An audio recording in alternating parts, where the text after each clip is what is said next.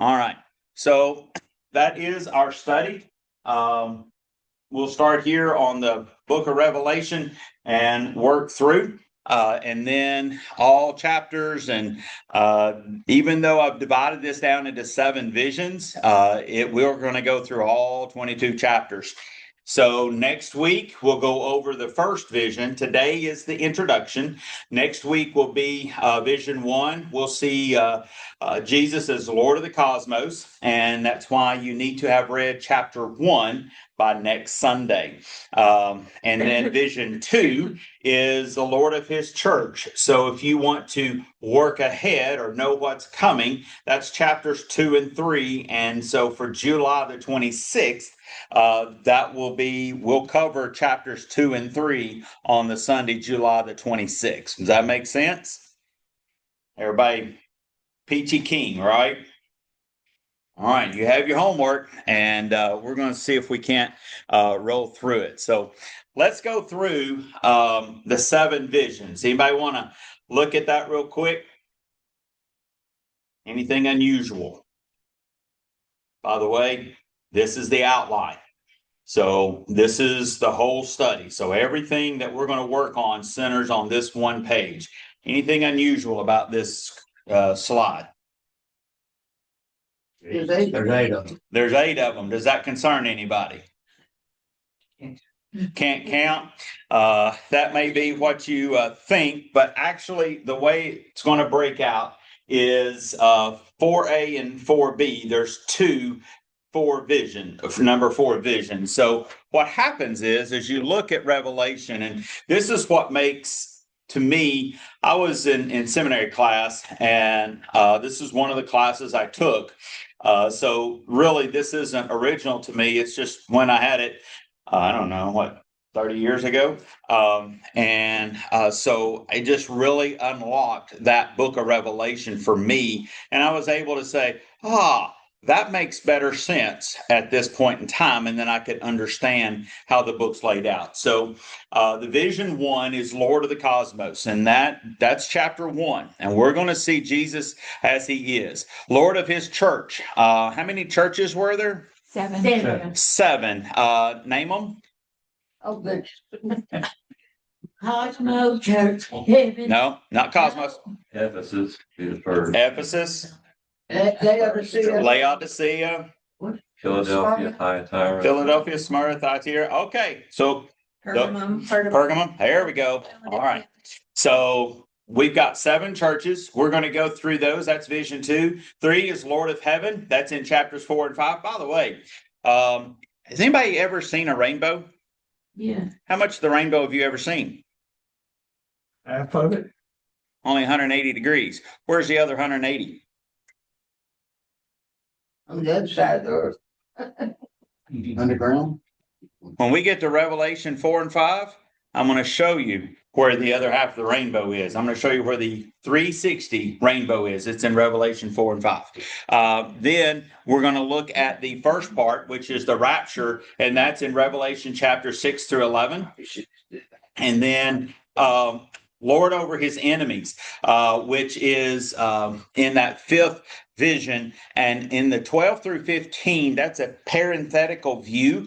And that's that's how we find out who the players are, who the characters are. That's the character development. And there is a lot of symbolism in these chapters of 12, 13, 14, and 15. So it's kind of like an inset. And then you jump back out and you continue with the judgments in Revelation 16 through 18, future rule, which is 19 through 20, and then Lord over the new order, which is 21 and 22. So a lot of information in here. My biggest challenge is to squeeze it in to the allotted time frame because, as you all well know, I like to talk. So we'll do the best we can. So looking at Revelation, and if you were to look at a verse, Revelation chapter 1 and verse 19 is that verse to see.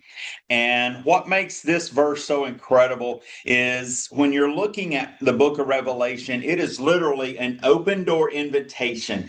So, God is saying, come and see. Come and see for yourself what is going on. It's the unveiling. Revelation is apocalypsis, all right? And that's that unveiling of what's happening here. And so Revelation 1:19 is the outline for the entire book. Let's read Revelation chapter 1 and verse 19. Therefore, write what you have seen, what will take place after this. So when you look at this verse, there are three sections. Revelation chapter 1 is what you have seen. So who is writing? John. Where is he? Island of Patmos, right? And so when he gets called up, and we're going to go through Revelation 1 next week, this is what you have seen. So John is able to see, and that's because the curtain has been indeed pulled back, and he's able to see what is behind the curtain, if you will. He is able to see into that spiritual realm. Revelation 2 and 3, which is where I believe personally that we are right now, is the church age. And that's where you get into the 7 churches of Asia Minor. And that's Revelation 2 and 3. And that is what is right now in this time frame. Revelation chapter 4 through 22 is what will take place. What will take place and what's unfolding, and we'll begin to see all of that.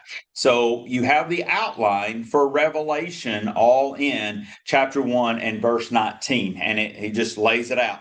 So I want to back up to Jesus was talking with the disciples from Matthew chapter 24 and verse 3. He says, while he was sitting on the Mount of Olives, the disciples approached him privately and said, "Tell us, when will these things happen? And what is the sign of your coming of the end of the age?" And so we have been looking for the sign of his second coming for how long? Over 2,000 years. Over 2,000 years. We've been anxiously awaiting his second coming and when he's coming back. And the apostles were here. They were just like, tell us something. Let us see something. Tell us what we can look for, this type thing. And so Jesus answered the question, and he said, watch out that no one deceives you. Watch out that no one deceives you. And you think back through your lifetime, how many people have come up and they have seemed like the Antichrist? How many people have come up and seemed like they were the Messiah? How many people have come up and they intentionally, it is intentional, but they have been deceived themselves, but they deceive others. Friends, I have shared with you from the very beginning that I started teaching in this class is that you are responsible for what you hear. You are responsible for what you hear, what you believe, and what you take in and what you allow in. So everything that I tell you, I expect that you're going to go validate. You're going to go check. You're going to go fact check it. And you're going to make sure that it's correct. Because if it's not correct, we need to have that discussion. We as followers of Christ are individually responsible for everything that we believe. And so we need to make sure and stay guarded that no one deceives us through their trickery, or they'll put in 1 or 2 ounces of truth and then 6 ounces of a lie, and it is got just enough plausibility that it seems real, so it must be, but in fact it's not. AI is one of those things, so you have to be extremely cautious when you use AI to make sure that you fact check AI. AI is not always correct, and so you have to fact check it when you look at it. And so watch out that no one deceives you. Do you think that Satan can use AI? Yes. I think he may be the one that invented it. And when you think about it, your thought there is not far off from the truth, because as these things come around, Satan's whole purpose is what? Actually destroy. To search, destroy, to deceive. He is the great liar, all of those things, and he'll use every tool he can. For many will come in my name saying, I am the Messiah, and they will deceive many. What's his name? John Smith? Mormon. What? One of the Latter-day Saints. Latter-day Saints. Yeah, John Smith. What's wrong with him? He's dead, for one thing. Okay, he is dead. Give you that. But False prophet. false prophet. But what did he come out and say as he was dying? Oh, he found these tablets, I guess, from the angel moron. Yeah. Moron. And a bunch of rocks in a hat or something. Okay, Yeah. so Nobody could verify that. did he build himself up as a Messiah? More or less. More or less, yes. Let's see. What about Muhammad? Yes. Yeah, he's same. dead too. He's dead too. Yeah, he has not resurrected him. No, but is he not built up as one of the Messiahs as well? I mean, is that not? And people follow that faith, if you will. Zealously. Huh? Zealously, that's correct. And so, as you think through this verse right here, did Jesus not know what he was saying? Oh, yeah. He knew exactly what he was saying, and he was warning us of folks like those two folks right there, that they're going to come and try to deceive as many as they can. And Satan is using them to deceive many and even do it zealously. You're going to hear of wars and rumors of wars. Do I need to explain that? See that you are not alarmed, because these things must take place, but the end is not yet. So we know that we have wars. We know that we have rumors of wars. You can open up the news on any given day and you can read about those. So those continue to go. For nation will rise up against nation, kingdom against kingdom. There will be famines and earthquakes in various places. Have you seen a few earthquakes of late? Recently too. Yeah. So, again, things are shifting here. By the way, it's not just humans that were cursed in the great fall in Genesis chapter 3. It was all of creation, right? It was everything. It was the earth and everything else. All these things are the beginning of labor pains. If all of this is the beginning, what's going to happen at the midpoint or the end point? Think about that on that scale. So what are we going to do with this study? Okay, what are you going to do with this? First off, I want you to realize that this is the unveiling of Jesus Christ.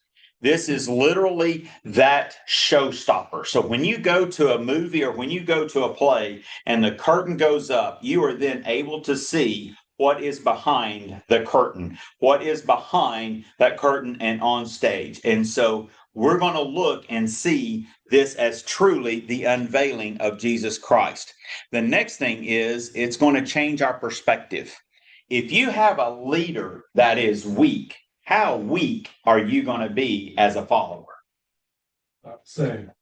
About the same. But if you have a ruler, if you have a leader that is strong and mighty and able to overcome anything and everything and nothing stands in the way, what kind of follower will you be then? Fearless. Fearless. So, Jehovah Nissi. My protector. He is my banner. Banner. Very good. Very good. Jehovah Nissi. Remember, we looked at that from Psalm 23. Jehovah Nissi, our banner. No, I don't really expect you to remember that detail, but Jehovah Nissi is our banner. He goes before us into battle. Jehovah Roy, our shepherd. He watches over us and protects us. When you know that you have that protection, when you know he is going before you into battle, and you go to battle every single day, does that not change your perspective on how you live your life? Yes. Good. Absolutely, it should. Does it not change our ministry? Does it not change the emphasis of what we do and how we do it? Does it not change the importance level to where, oh, it's just good to do these things, to this is what we got to do? It changes the way we approach business when we see Jesus for who he really is. And that's where we're going to be looking at as we study Revelation, to see Jesus as he really is. I can't hardly wait to see you next week and share with you in chapter 1. It is truly an amazing thing. Have your eyes gotten frosted, foggy, fuzzy, blurry over time? Yes. Mhm. Yes. And we as Christians not only have our physical eyes gotten that way, but our spiritual eyes have gotten that way also. And to do that, we have the book of Revelation, which never changes, but it changes our vision. It gives us a chance to refocus. In other words, go to the doctor. So when you go to the doctor, you get new glasses or new contacts, right? You get a new prescription, you get those adjusted, that types of thing. Well, when we go to the great physician, that also changes our focus on him and it realigns our gaze so that way we're able to see clearly what it is he has for us. And that's the purpose of this study. That's what I hope to share with you and impress upon you and encourage you with as we go through, because we want to see God for who he really is. We want to see God for who he really is. And that's where the apostles were struggling, even because they had trouble seeing what was yet to come. And they couldn't see all of that just then. They got to spend time with him, but they still could not see things yet to come. Revelation helps us to see God for who he really is. And then the other thing, this is going to be earth shattering to many. Life is all about Jesus, not you. Life is all about Jesus, not you and not me. It is all about him. Our lives are but a Paper. paper. We are a breeze. What? Vapor. That's right. Thank you. I'm deaf in one ear, can't hear out of the other one. But our life is but a vapor. And when you think about that, it is all about Jesus and serving him. Everything points to him, but we tend to allow our gaze to go from here and looking inside here to looking up and seeing Christ. And so as we go through this, I hope that you are as encouraged as I will be as I go back and refresh on this study. So the role of Revelation. First off, what kind of times were the apostles in? And think about it. What were they in? There's trouble times. Persecution, trouble, There's running for their lives most of the time. running for their lives. So much so that how did Peter die? Sunday. Crucified upside down. That's correct. How were the other apostles? Various grotesque ways, right? Was there any apostles still living when John wrote the book of Revelation? Or had they all been martyred or I can't answer that. okay, I'm just curious. I know that John was one of the youngest apostles. Right. I do not know when. And there's some of the apostles, all that was named and you never hear anything else about them. Yeah, they're just not mentioned much after this, but they were written to God's people. Are we in troubled times? Yes. Oh, yeah. We are in troubled times right now. And so Revelation was written, it was given by God to John to write to encourage his people during troubled times. And so we are in that same troubled time. And it's going to give us encouragement because when we see Jesus as who he really is, the unveiling of Jesus Christ, and we see him on the throne, and we see the picture that he has given to us in the book of Revelation and in chapters 1, 4, and 5, that is why we have the book of Revelation. And it is written to strengthen their faith and resolve, not only then, but today. Because your faith will be strengthened when you realize who you really are serving. And we as Christians do not really know at times who we are really serving. We do not appreciate his true strength, and we do not appreciate the true reverence that we should have when we come into the presence of God. We have gotten lazy. So our gaze is to realign back onto Christ. And that is one of the goals of this study as we work through, is to give us that encouragement and to strengthen your faith and resolve moving forward. It is also written as an unveiling, not as a hiding. This is a grand event. This is a grand opening. This is a massive thing. This is like a premier moment, world premiere moment. And that's what's happening as those curtains are pulled back. And it's written as such. And it's not meant to be a secret. And yet so many Christians, so many followers of Christ do not understand, have never been able to, have not dug into for any number of reasons, the book of Revelation. So what I do hope is to give you that encouragement, unlock some of this wonderful book, and that you would also be encouraged, because it's not meant to be a secret. It's meant to be put out here and let everyone know, hey, this is the plan, and God has a plan for what's going on. The unveiling, though, gives us who the writer is. The writer is John. John, and it gives us an update. So this is where we are. This is what's going on, and this is what's really happening now that Jesus has ascended into heaven. This is where things are, and this is what is yet to come. And the Alpha and the Omega himself is talking with John. The Alpha and Omega, the beginning and the end. The King of Kings and the Lord of Lords is talking with John and having him write these things so that we may know what is going on. It is the unveiling also gives us an introduction, because the first 3 chapters tell us about where we are right now. Chapters 4 and 5 tell us about the throne room of heaven. But when we get into chapter 6, that's where the rapture occurs. And so at chapter 6 is the rapture chapter. That's where that judgment begins to unfold. And so we get to see this as an introduction. We also get to see this whole thing from God's perspective. It's not from our way looking up. It is God's perspective, because he is showing John, look at these things. This is my perspective and how I'm looking at it. And as you read and as you understand this is God's perspective, it's going to share with you also that encouragement and give that to you. And it's going to help you to reorientate your life. To reorientate, because it's not going to be, I'm poor, destitute, downtrodden, beat up, can't get anything right. Everything's going wrong, and I've got woe is this, woe is that, woe is me, woe is woe. All of those things is going to reorientate, because we serve the King of Kings and the Lord of Lords, and nothing stands in his way, and nothing catches him off guard, and he's been watching this whole time. It also gives us a promise. I promise. I can't tell you how many celebration of life services that I've led, and I end with Revelation 22. Behold, I make all things new. And the old things have passed away.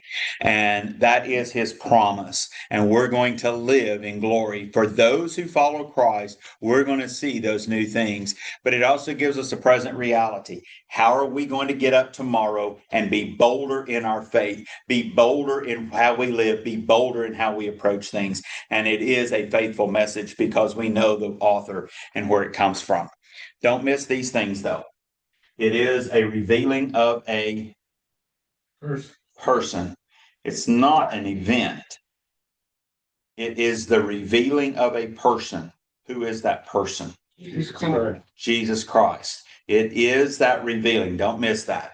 It's also a reward to the faithful Christ, because think about that. It's a reward to the faithful Christ. Christ means what? Messiah. Christ means Messiah. So it's a reward to the Messiah. What is the reward? Us. Believers. The church. Believers. We are that reward. And it's also a reward for us, the faithful in Christ. Because as faithful in Christ, there's going to be 3 surprises in heaven.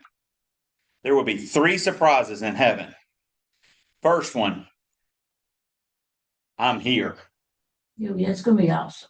I'm here. That's first surprise. Second, you're going to look around and you're going to say, they're not here. And third, the glory of it. Now, I'll grant you the second vision, or second, you're not really going to see, because you're not going to be able to think about those that aren't here. But those are going to be the surprises, because there are those who on this earth try to live to where they are working their way to heaven. And I got news for you. There's only one way to heaven. Anybody want to tell me? Jesus. Jesus Christ. John 14:6. I am the way, the the truth, and the life. No one comes to the Father except through me, Jesus Christ. Okay, so just remember that. But it's a reward. Don't miss that it's meant to show us something. What do you think that we're being shown here? What do you think Revelation is meant to show us?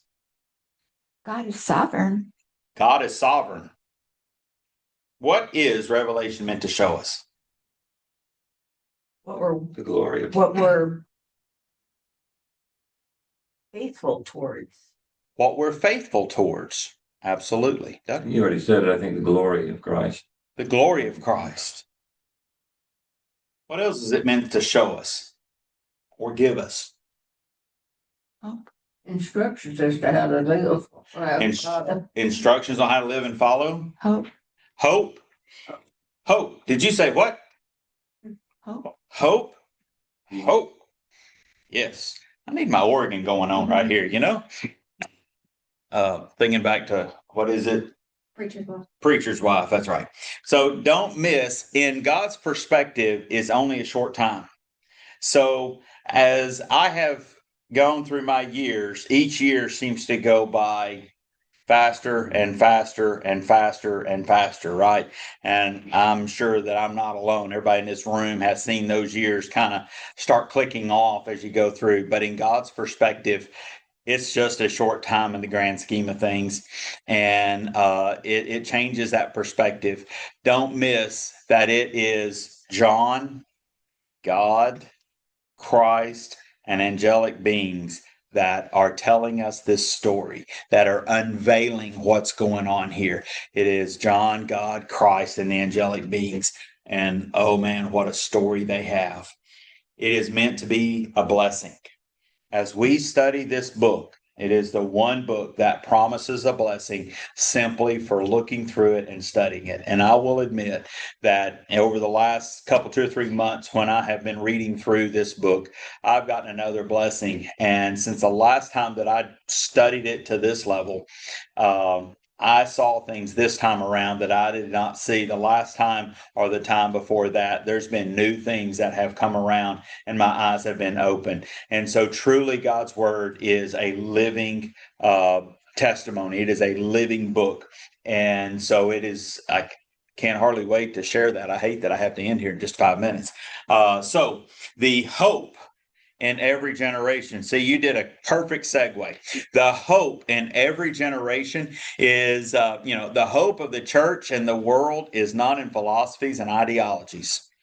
Okay. The hope is not in philosophies and ideologies. You can have all those, and I enjoy having those types of discussions with the next person. They're great and fun, but I'm going to tell you, none of that gives us hope. True or false?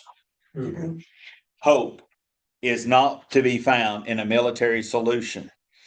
I hope that our military is able to resolve conflicts over in the Middle East. I hope that our military can take care of other conflicts in various places, but that is not going to give us the ultimate hope.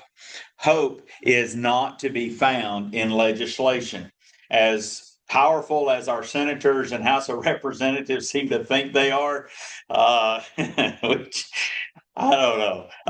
But hope cannot be found in legislation. You can't hope that legislation is going to fix anything. Was it Thomas Jefferson or James Madison that said morality cannot be legislated? Well, I'm messing up the quote, but the principle's there. Anybody remember it better than me? But anyways, they were writing the U.S. Constitution. They indeed said, we cannot legislate morality, and we cannot legislate that. It is just here, and going through the Bible is the only way to do that. Hope will not be found in academia. So no matter, and which is a good thing, because as we've looked around at our various universities that were founded on biblical principles have since abandoned that. I mean, there's a university that used to be I mean, it was founded on biblical principles. Everything in it was taught around the biblical worldview, and they've abandoned that in its entirety and swung entirely to the wrong end of the spectrum and abandoned that teaching completely. It is amazing. And not just the one, there are several, but hope cannot be found in academia. Hope will not be found in the United Nations or the United States. It's not there. Hope, democracy will not settle the issues of the world. We can do democracy all day long, but that's not going to settle everything. The hope in every generation, the revelation points us to our only hope. And that hope is in a person, in the person of Jesus Christ. And it's not a persuasion. It is through the person. So everything points to Jesus.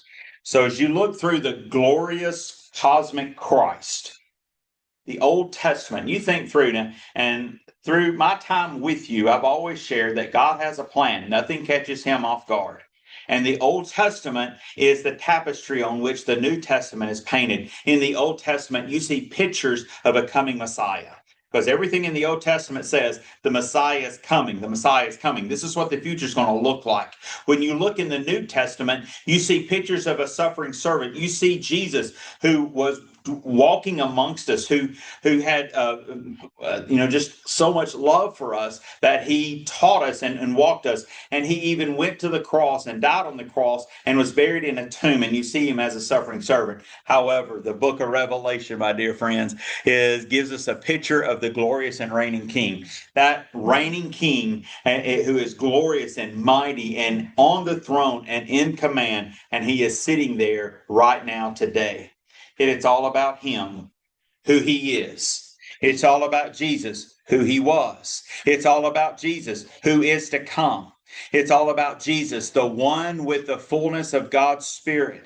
It's all about Jesus, the Christ, the Messiah, the one who came to save us.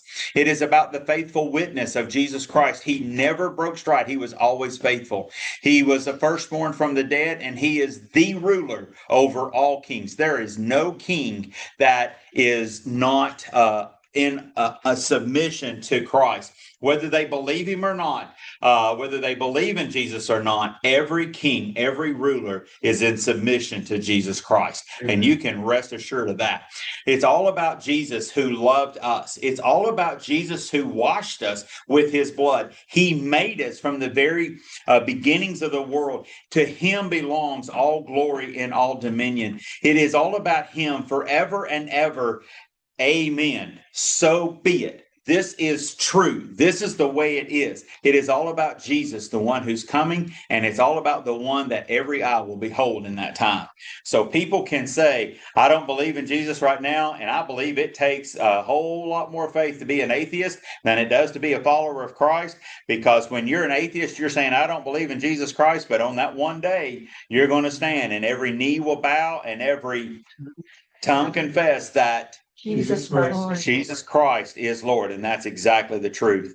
So next week, the Lord of the Cosmos, read chapter 1 for next week, and we're going to go back and reread it. Remember, your homework assignment is, if you have not read the entire book, read it, and if you haven't finished, you finish reading where you're at, and then go back and you read Revelation chapter 1 a little bit slower.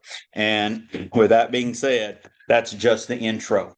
So if you would, join me in a word of prayer. Father, thank you for today. We thank you most of all that you saw fit to leave heaven's throne room to come to this earth, to die on the cross for each and every person here. Lord, I pray that as we study your word, that you would open up our eyes and our hearts, that our lives would be changed, Lord, that we would see you for who you truly are, that it would truly be an unveiling. Lord, I pray that you would speak to our hearts and embolden us and let us know that you are indeed the King of Kings. Reassure us, Lord, as we study your word, that you would open it up before us and allow us to see your word as you have intended it to be seen and felt by each and every person here. And those unable to be here, Lord, I pray that you would influence them, Lord, that you would compel them to study your word as you have laid it out before us. Be it Pastor Tom as he brings today's message, that you would anoint him, fill him with your spirit, and Lord, that you would speak through him and use him as a vessel of honor for you. And those in attendance today to worship would come to know you a little bit stronger, a little bit more faithful. And those that don't know you, Lord, that today would be the day that their name is written in the Lamb's Book of Life. We love you so much. In your most holy and precious name, we do pray and ask these things. Amen. Amen.